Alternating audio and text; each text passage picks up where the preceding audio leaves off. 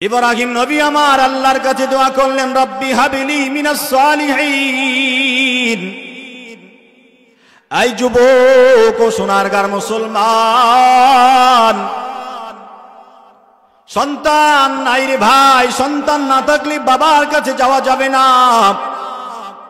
সন্তান দেনেওয়ালা একমাত্র আল্লাহ।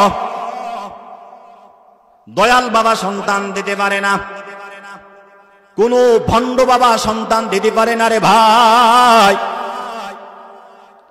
সন্তান চাবো তো শুধুমাত্র গভীর রজনীতে জায়নামাজ বিছাইয়া আল্লাহর কাছে দোয়া করব, আল্লাহ এর নবীর উম্মতের দাল। আল্লাহ তাআলা সূরা নূহ মধ্যে জানায় দেন, ওয়ালাকাদ আরসালনা নূহান ইলা কওমিহি, এই আমার কওম, আনে আবুদুল্লাহ, তোমরা আল্লাহর প্রতি ঈমান আনো। কার প্রতি ঈমান আনো? আল্লাহর প্রতি ঈমান আনো। কেন? কেন আল্লাহ ছাড়া পৃথিবীতে সত্যি কারো নাই, নাকি আছে? আল্লাহ ছাড়া পৃথিবীর মধ্যে কারো শক্তি চলবে না। অস্থায়ী ক্ষমতা পাওয়ার পর মানুষের উপর যারা জুলুম করে রে মুসলমান, যেদিন আল্লাহ পাক বলবে লিল্লাহিল ওয়াহিদিল কাহ্হার, লিল্লাহিয়াতের কসম, বড়ত্বর অহংকার দিয়ে আল্লাহ বলবে, ওই বান্দারা দুনিয়ার মধ্যে যারা শক্তি দেখাইছিলা, মানুষের উপর অত্যাচার জুলুম করছিল, আজকে তোমরা কোথায়? এই জন্য বলিয়া যাই, ও ভাই, যাদের ক্ষমতা আছে ক্ষমতাটা আমানত হিসাবে, নিয়ামত হিসাবে বান্দার উপর আদায় করা লাগবে। সেদিন ওই ক্ষমতা থাকবে না, কোনো বড়ত্ব চলবে না। সব নবীরা সেদিন পর্যন্ত আল্লাহর কাছে নিজের জন্য চাবেন। দুনিয়ার একটু ক্ষমতা পাওয়ার পর এতিমদের সম্পদ ভক্ষণ করে। আছে না এমন নেতা? বর্তমান বাংলাদেশে বেশি শুরু হয়ে গেছে। এরে নবীর উম্মতের দাদ, ও ভাই, বলিয়া যায় না না না, এই ক্ষমতা আল্লাহ পাক আপনাকে নিয়ামত দিয়েছেন, বড় নিয়ামত। ওই নবী আল্লাহর কাছে ডাক দিয়ে কয়, মালিক আল্লাহ, আমার উম্মতদের উপরে আপনি আযাব দিয়ে দেন। নূহ নবীকে আল্লাহ পাক জানায় দেন, ও নবী আমার, আপনি জাহাজ বানান। সিস্টেম শিখায় দিলেন। নূহ নবীকে সিস্টেম শিখায় দেওয়ার পর নূহ নবীকে ডাক দিয়ে কয়, ও নবী আমার, আপনি জাহাজ বানান। ওয়ায়াসনাউল ফুলক। নূহ নবী এবার আল্লাহকে ডাক দিয়ে কয়, মালিক আল্লাহ, জাহাজ বানাবো কিসের, স্টিলের নাকি কাঠের? আল্লাহ পাক নূহ নবীকে ডাক দিয়ে কয়, নবী আমার, আপনি কাঠ দিয়ে, আপনি শাল কাঠ দিয়ে নৌকা বানান, জাহাজ বানান। এক নম্বর পয়েন্ট, কি কাঠ? শাল কাঠ। কি কাঠ?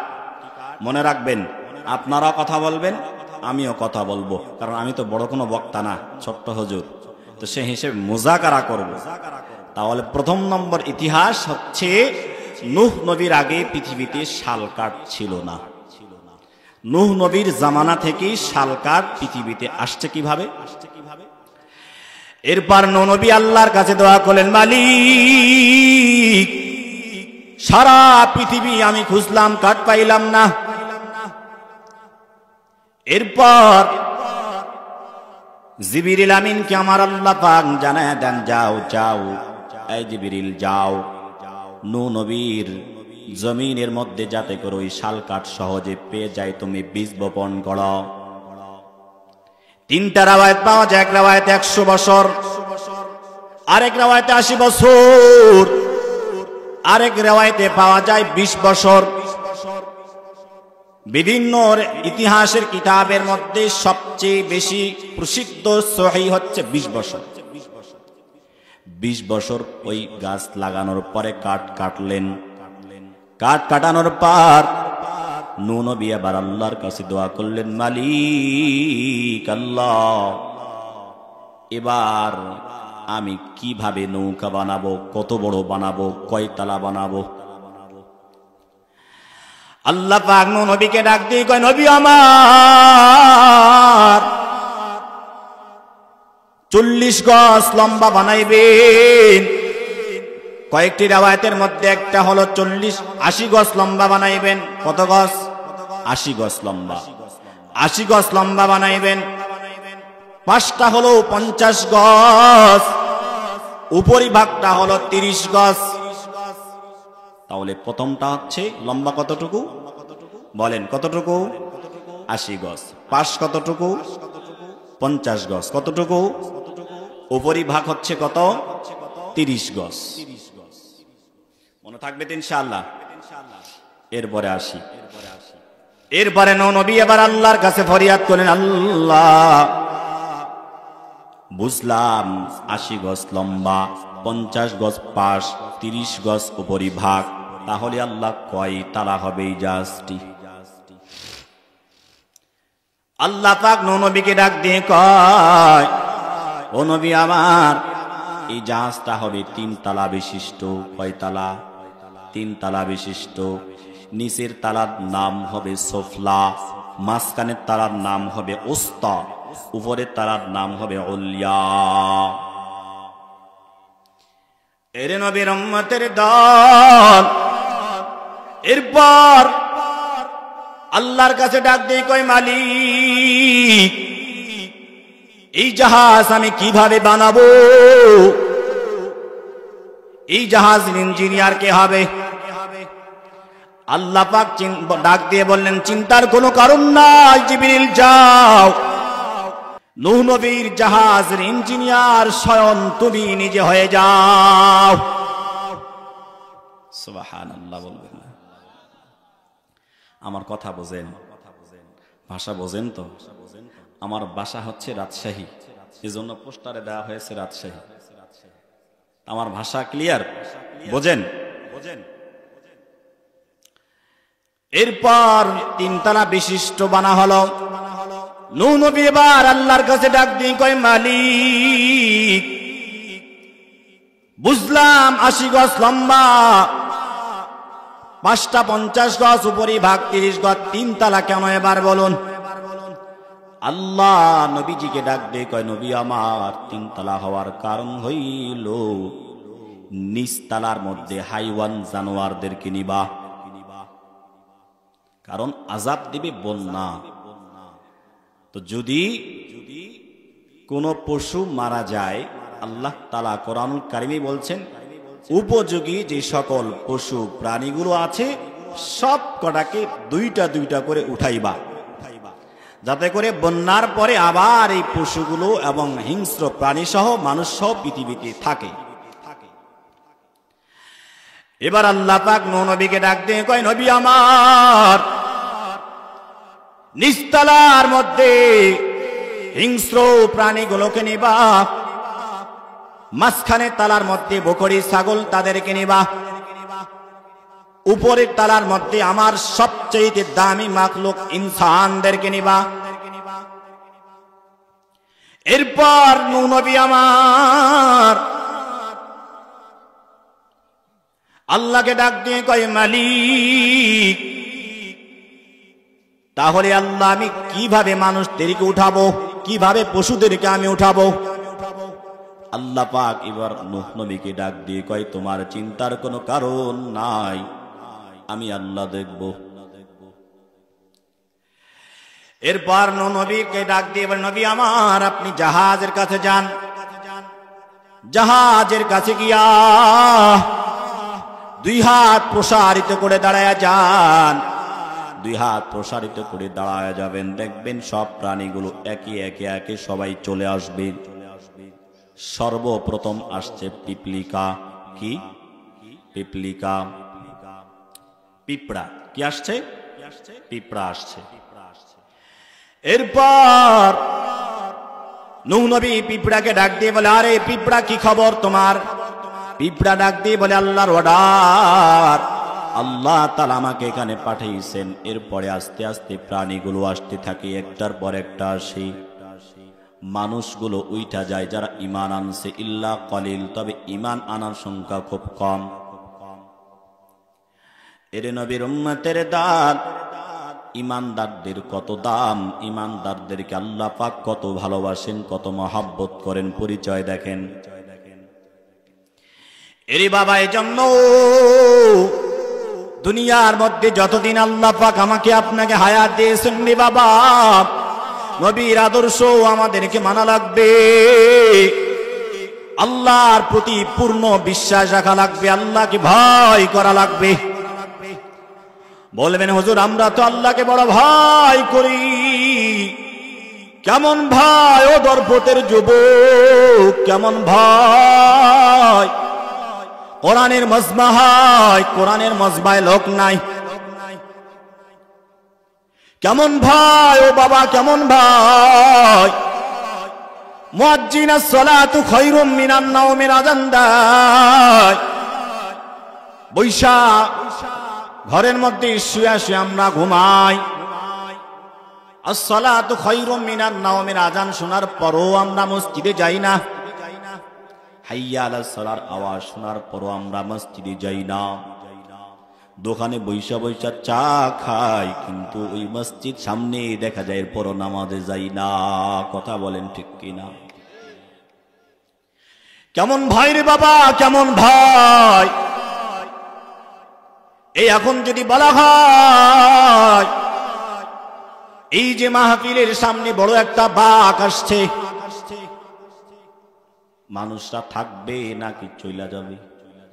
কেন? ওই বাঘ আসলে মানুষদেরকে সবাই খেয়ে ফেলবে, এই ভয়ে সবাই প্রাণের ভয়ে বাসায় চলে যাবে। কথা বলেন ঠিক কিনা? এর নবীর উম্মতের দাঁত, মৃত্যুর পর আমরা সবাই জানি কবরটা হবে জাহান্নামের ঘর।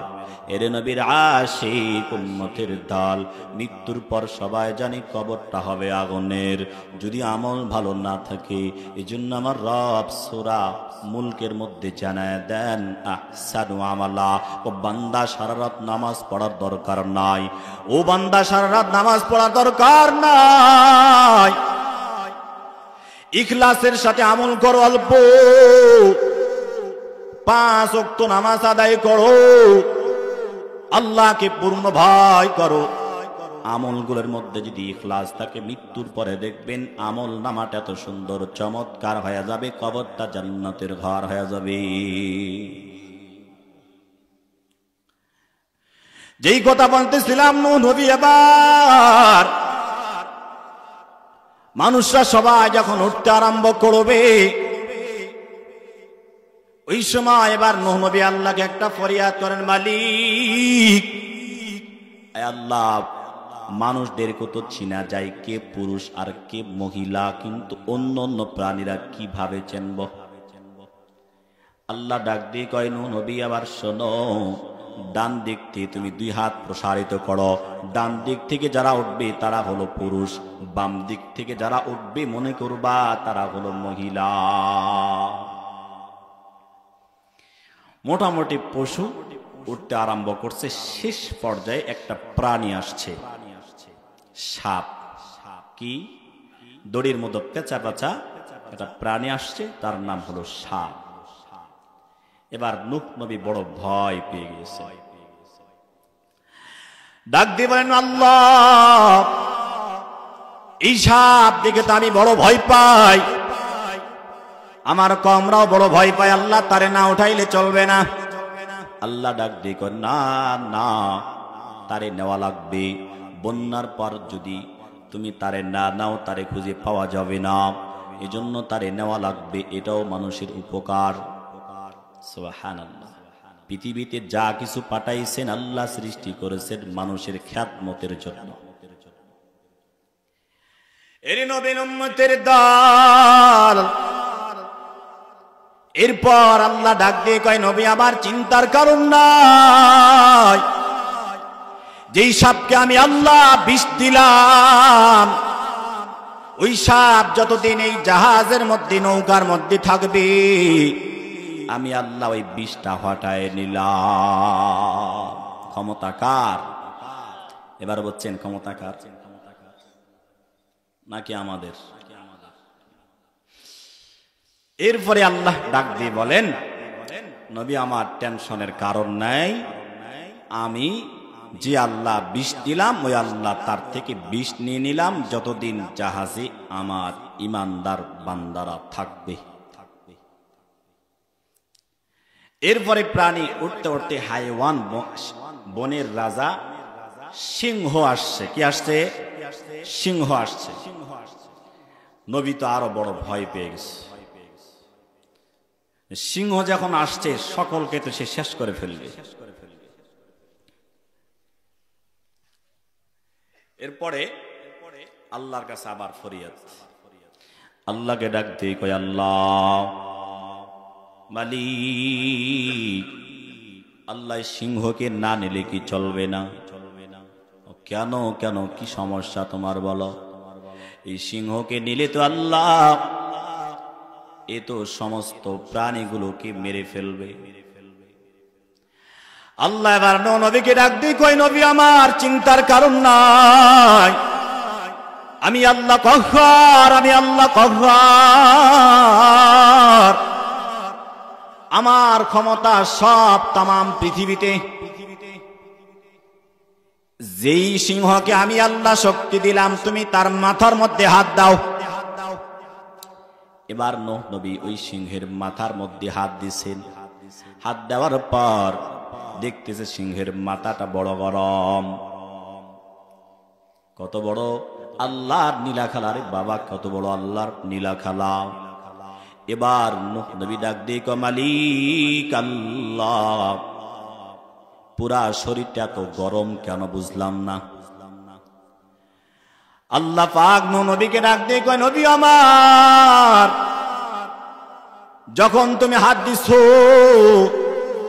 যখন তুমি গরম দেখলা, এটা কোনো গরম না, এটা একটা অসুস্থ,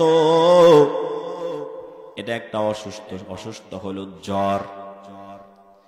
অর্থাৎ নূহ আলাইহিস সালাতু ওয়াস সালামের ওই সিংহের আগে পৃথিবীতে জ্বর ছিল না।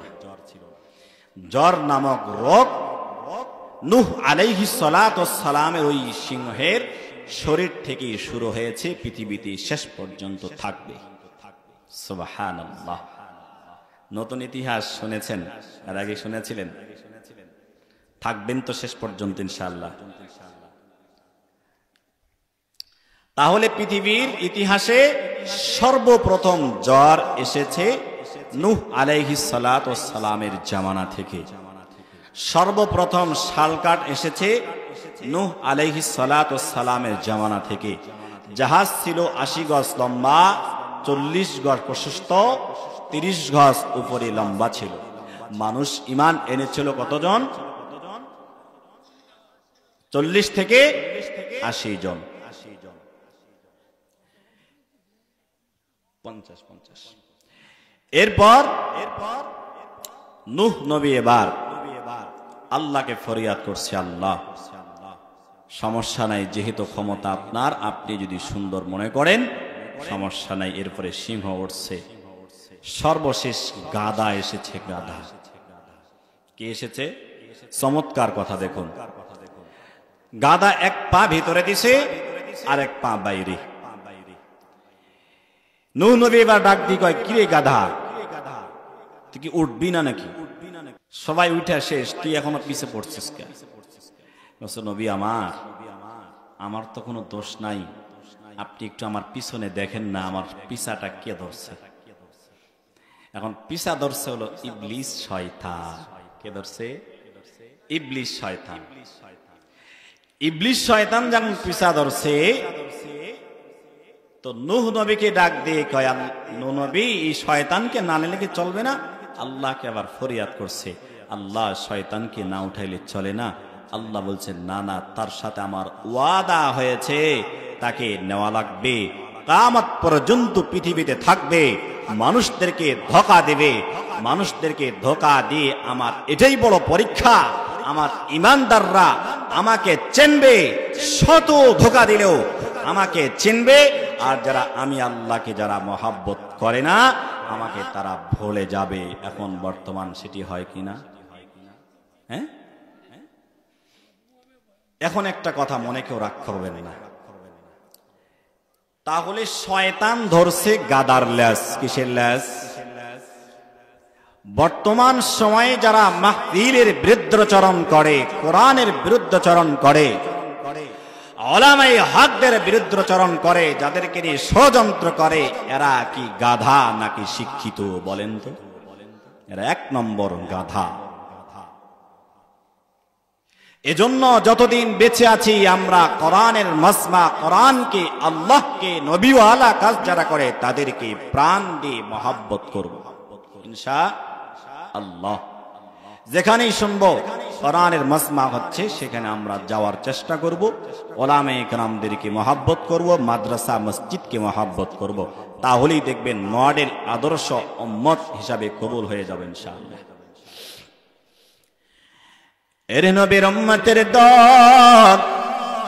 এরপর নূহ নবী আমার আল্লাহকে ডাক দিয়ে কই, মালিক বুঝলাম, নৌকা বানাইলাম, মানুষ উঠাইলাম, আল্লাহ এবার আপনি বলেন আমি নৌকা কেমনি ছাড়বো, কোন সময় ছাড়বো, কিভাবে বুঝবো? আল্লাহ পাক সূরা হুদের মধ্যে জানায় দেন, নূহ নবীকে ডাক দিয়ে কয়, নবী আমার পৃথিবীতে দেখবেন আজ জমিন থেকে মানুষ যখন ভাত রান্না করে চুলার মধ্যে হাড়ি থেকে বলক ওঠে মাড়গুলো, পৃথিবী জমিন থেকে এরকম পানি উঠতে থাকবে। নূহ আলাইহিস সালাতু ওয়াস সালামের স্ত্রী একদিন হঠাৎ দৌড় স্বামীর কাছে, স্বামীকে ডাক দিয়ে কয়, স্বামী আমার জমিন থেকে তো পানি উঠা আরম্ভ করছে। আর নূহ নবীর স্ত্রী যেই চুলার মধ্যে রান্না করতেন ওই চুলাটা হলো হাওয়া আলাইহিস সালাতু ওয়াস সালামের চুলা ছিল। ওই চুলা বংশ বিস্তার হইতে হইতে পালাক্রমে নূহ নবীর স্ত্রী পর্যন্ত আসছে। এরপর যখন জমিন থেকে পানি ওঠা আরম্ভ করে, পানি যখন আরম্ভ হয়ে গেল, এবার নৌকায় আরোহণ করার জন্য নূহ নবী আসলেন, আল্লাহকে ডাক দিয়ে বলে, আল্লাহ এবার আমি কিভাবে নৌকা চালাবো গো আল্লাহ, নৌকার তো ইঞ্জিন নাই, নৌকার তো কোনো মেশিন নাই, কিভাবে চালাবো? আল্লাহ পাক ডাক দিয়ে কয়, নূহ নবী আমার চিন্তার কোনো কারণ নাই, আমি আল্লাহ রহমান।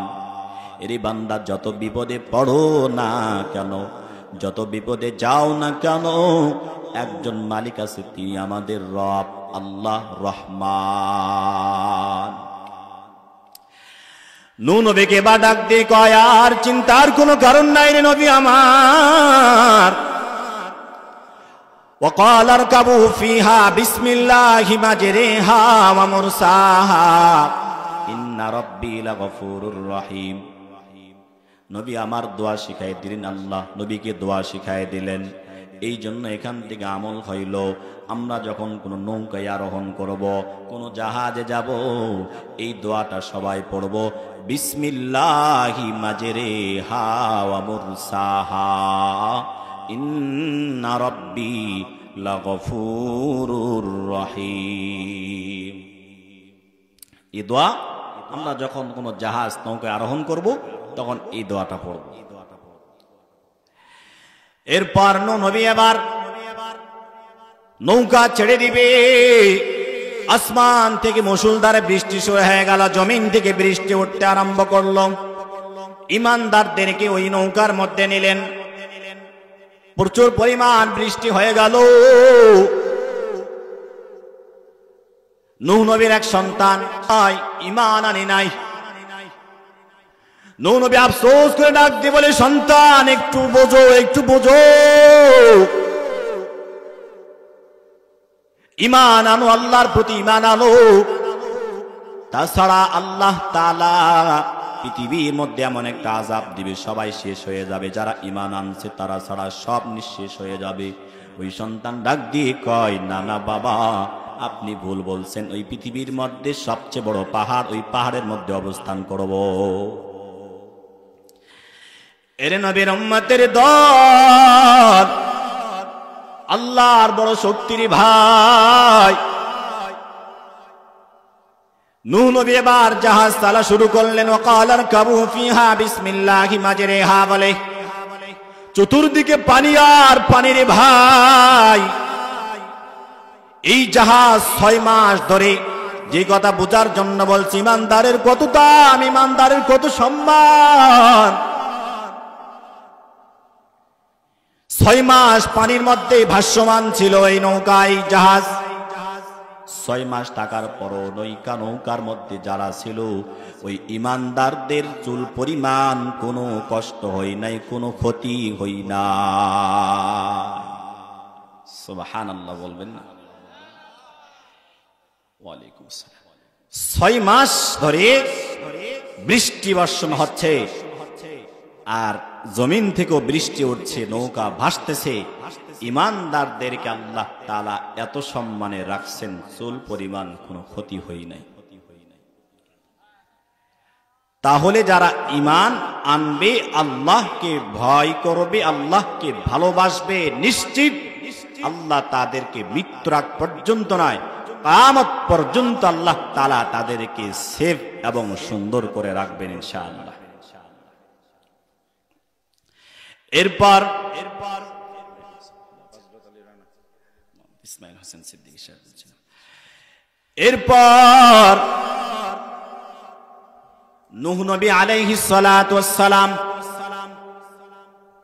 সূরা হুদের মধ্যে জানায় দেন, আল্লাহ নূহ নবীকে ডাক দিয়ে কয়, নবী আমার, এরপরে তুমি এবার নৌকা যদি পাহাড়ে থামাও।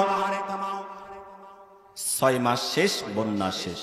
আল্লাহ তাআলা কোরআন কারিমে বলেন, আয় জমিন তুমি পানিগুলো গ্রাস করে নাও। আসমানকে অর্ডার করলেন, পানি থেমে যাও। এরপরে যদি পাহাড়ে চলে গেলেন, তো নূহ নবী চিন্তা করেন পৃথিবীর মধ্যে পরীক্ষা করা দরকার, পরীক্ষা করা দরকার। এবার কাক, কাক বা কাউয়া, আপনারা কি বলেন? কাকে বলেন? কাউয়াও বলেন। এই কাউয়াকে পরীক্ষা করার জন্য পৃথিবীতে পাঠাইছে, যা একটু দেখ পৃথিবীর মধ্যে পানি আছে কিনা জমিনে। তো জমিনে কাউয়া এসে অনেক লেট করতেছে, বাসায় নূহ নবীর কাছে যায় না। তো নূহ নবী চিন্তা করছে, আর এত তো সময় লাগে না। এবার কবুতরকে বলছে, যাও কবুতর, তুমি একটু দেখো জমিনের মধ্যে পানি আছে কি নেই।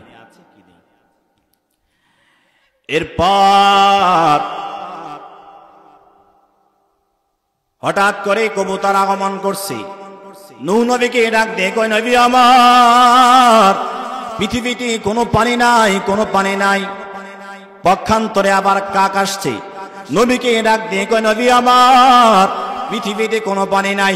নবী এবার ডাক দিয়ে কয়, কিরে কাক, তোমার দেরি কেন? কাক এবার ডাক দিয়ে কয়, নবী আমার, ওই যে জমিনের মধ্যে পচা পচা যেই গরু বকরিগুলো ছিল, লোভ সামাল দিতে পারি নাই, ওইগুলো খাইলাম।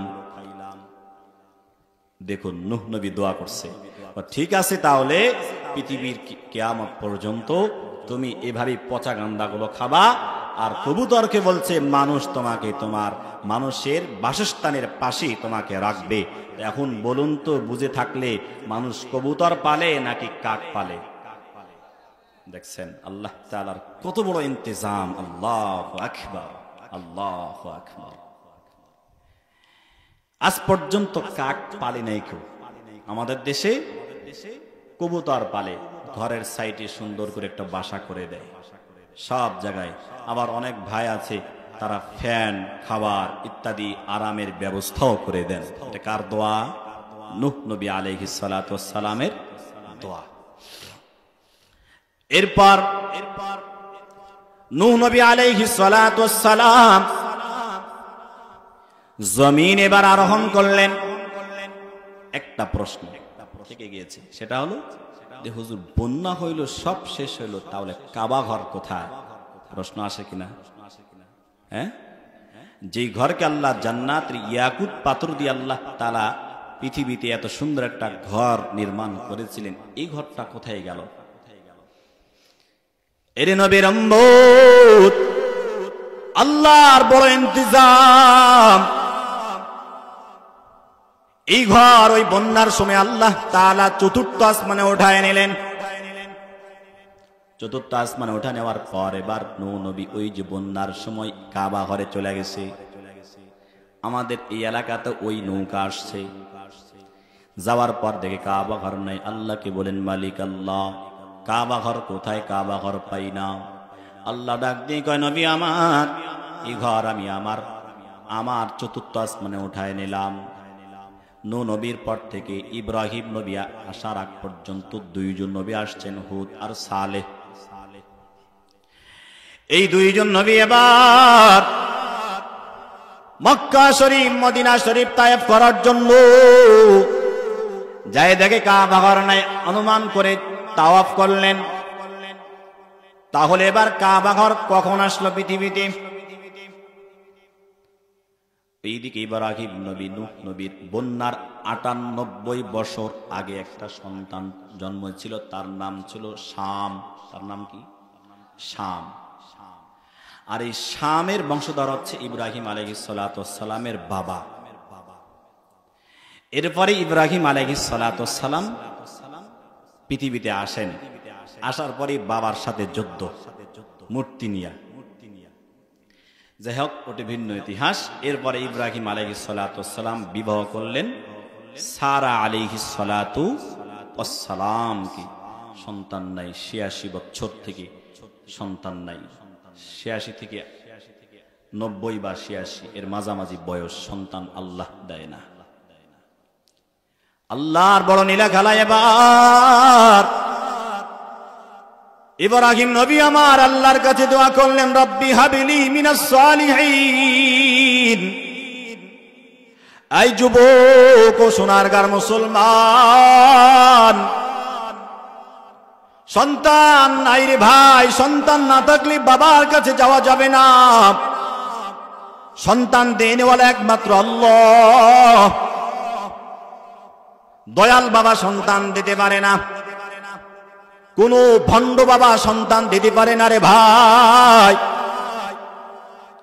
সন্তান চাবো তো শুধুমাত্র গভীর রজনীতে জায়নামাজ বিছাইয়া আল্লাহর কাছে দোয়া করব, আল্লাহ আল্লাহ পৃথিবীতে বড় নিয়ামত সন্তান।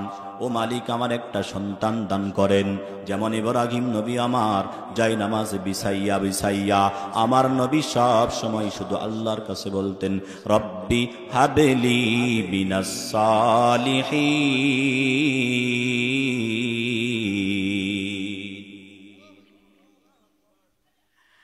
আল্লাহর কাছে দোয়া করেন, আল্লাহ আমার আপনি নেক সন্তান দান করেন। আল্লাহ সুসংবাদ দিয়ে দিলেন, ইসমাঈলের ব্যাপারে সুসংবাদ দিলেন। ইতিহাস একটু পরে মনে রাখবেন। এরপরে ইব্রাহিম নবীর দাওয়াত শুরু হইল। তার ভাস্তা, তার ভাতিজা হলো লূত আলাইহিস সালাতু ওয়াস সালাম। লূত আলাইহিস সালাতু ওয়াস সালামের বাবার নাম ছিল হারান। কি নাম? হারান। হারুন আলাইহিস সালাতু ওয়াস সালাম একজন নবী, কিন্তু হারান আলাইহিস সালাতু ওয়াস সালামের সন্তান ছিল লূত আলাইহিস সালাতু ওয়াস সালাম। আর হারান ছিল ইব্রাহিম আলাইহিস সালাতু ওয়াস সালামের চাচাতো ভাই। এরপর শাম দেশে স্থাপন করবেন ইব্রাহিম নবী স্ত্রীকে আর ভাতিজাকে লইয়া। শাম দেশে যাওয়ার পর মাঝখানে মিশর পড়ে। মিশরের তৎকালীন বাদশা ছিল বড্ড খারাপ, জেনাকার। সালুল ইবনে ইলওয়ান নাম ছিল। সুলুল ইবনে ইলওয়ান।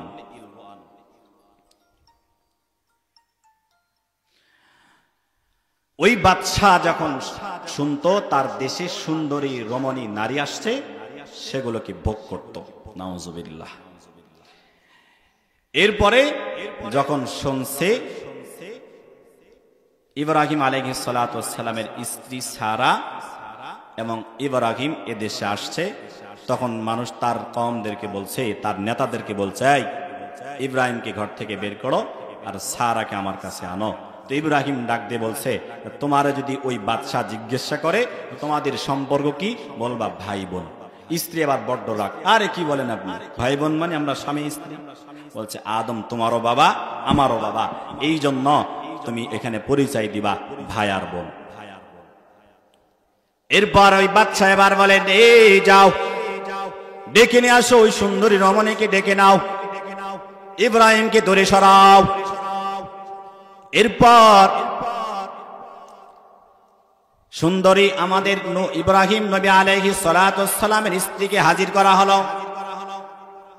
ওইদিকে ইব্রাহিম নবী আল্লাহর কাছে নামাজে দাঁড়াইয়া আল্লাহর কাছে ফরিয়াদ করেন, আল্লাহ আপনি বড় মালিক, আপনি বড় মালিক, আপনি হেফাজত করেন।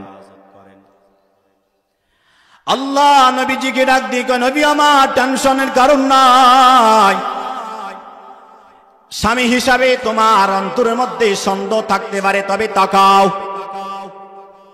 তোমার স্থান থেকে ওই যে তোমার বিবি পর্যন্ত তাকাও।